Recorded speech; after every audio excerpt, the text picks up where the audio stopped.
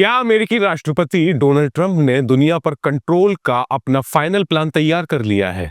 क्या board of peace महज शांति का एक जरिया है या यूनाइटेड नेशंस को हाशिए पर धकेलने की एक शातिर बिसात? आज द डैशबोर्ड पर हम चर्चा करेंगे ट्रंप के उस मास्टर स्ट्रोक की जिसने दुनिया को दो हिस्सों में बांट दिया है। आखिर भारत इस मामले पर चुप क्यों है? क्या भारत इस बोर्ड में शामिल होकर अपने व्यापारिक टैरिफ को कम कराएगा या इसमें शामिल होकर अपनी विदेश नीति के हाथ बांध लेगा? आदाब, नमस्कार। मैं दानिश नदीम और आप देख रहे हैं द डैशबोर्ड। आइए सबसे पहले जानते हैं क्या है बोर्ड ऑफ पीस और ट्रंप का चेयरमैन फॉर लाइफ दाव।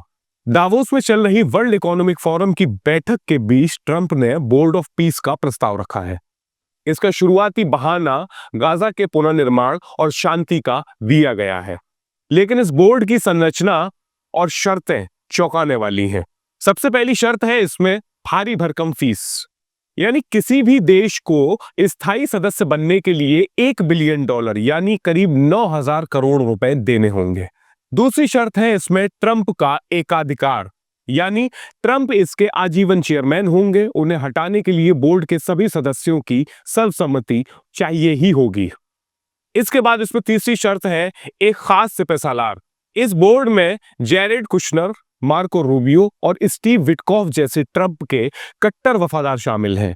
जानकारों का मानना है कि ट्रंप इसके जरिए एक समानांतर वर्ल्ड ऑर्डर खड़ा करना चाहते हैं जो सीधे वॉशिंगटन से नियंत्रित होगा। आइए अब हम ये जानते हैं कि इस पूरे मामले में ट्रंप के कौन साथ हैं, कौन खिलाफ है। आइए इस पूरी एक नई जियोपॉलिटिकल पहेली को सुलझाते हैं। इस बोर्ड ने दुनिया के समीकरण बदल दिए हैं।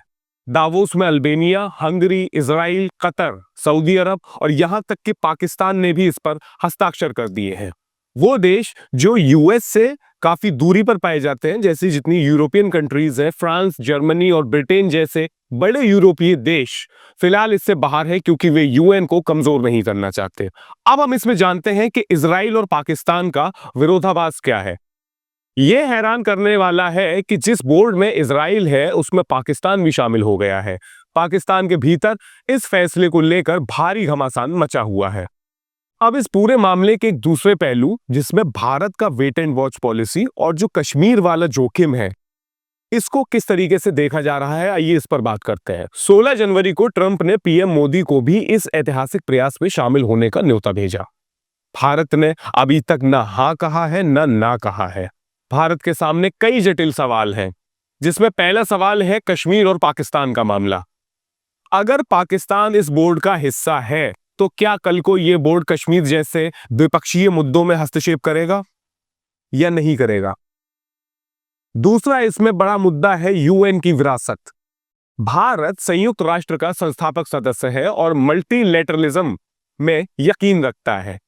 ऐसे में यूएन को कमजोर करने वाले किसी भी मंच का हिस्सा बनना भारत के लिए एक वैचारिक संकट होगा। दूसरा मामला है इसमें टैरिफ और व्यापार का।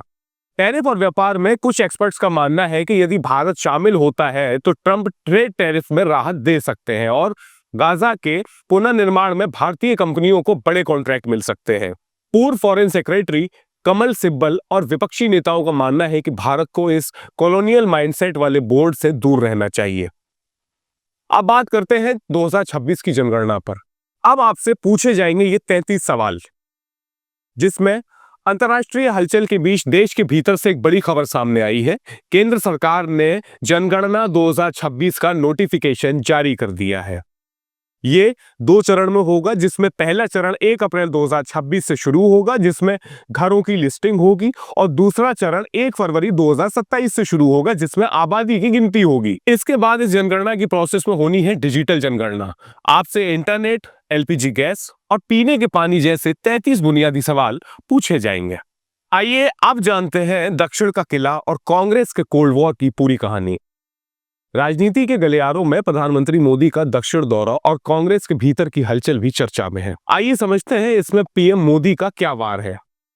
तमिलनाडु में पीएम मोदी ने डीएमके सरकार को सीएमसी सरकार यानी करप्शन, माफिया एंड क्राइम करार दिया है। उन्होंने केरल में भी बीजेपी की बढ़ती मजबूती का दावा किया है। शशि थरूर की अब इस मामले पर क्या बेरुखी है? केरल कांग्रेस की अहम बैठक में सांसद शशि थरूर शामिल नहीं हुए। मीडिया रिपोर्ट्स के मुताबिक थरूर राज्य और केंद्रीय नेतृत्व दोनों से नाराज चल रहे हैं, जो केरल चुनाव से पहले कांग्रेस के लिए एक बड़ी चुनौती बन सकता है। ट्रंप का बोर्ड ऑफ पीस विश्व व्यवस्था को सुधारने की कोशिश है या उसे अपने हिसाब से मोड़ने की? और क्या भारत को अपनी स्वायत्तता की कीमत पर इस बोर्ड का हिस्सा बनना चाहिए? आपकी इस पूरे मामले पर क्या राय है, हमें कमेंट करके जरूर बताइएगा। अगर आपको ये विश्लेषण और रिपोर्ट पसंद आई हो तो इस वीडियो को लाइक करें, शेयर करें। देश और दुनिया की इन्हीं निष्पक्ष खबरों के लिए द देश बोर्ड को सब्सक्राइब करना ना भूलें। अपना बहुत ख्याल रखें। बहुत शुक्रिया।